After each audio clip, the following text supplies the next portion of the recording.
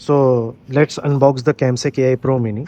So just like this, we received the box. We open it like this. We got a C-type cable and the box, which is CamSec AI. So we just unplug the cable on our end. It's an add-on purchase. We have to buy it from the Amazon. The company provide us the link to buy it, and we have to port it on the 65 watt one.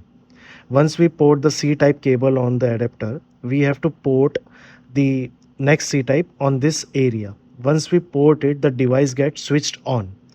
Once switched on, you can plug the Ethernet cable coming from your router and just wait for few seconds, maybe 20 to 30 seconds, and the device installation is completed.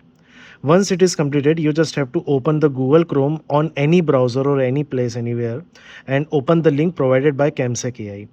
Just put on the login ID and the password over there, which is was received from the company while you order it, and you can start using the portal, doing the adding the camera, adding the faces and all those stuffs. With the help page, you can just access it over there. So this is how the CamSec AI Pro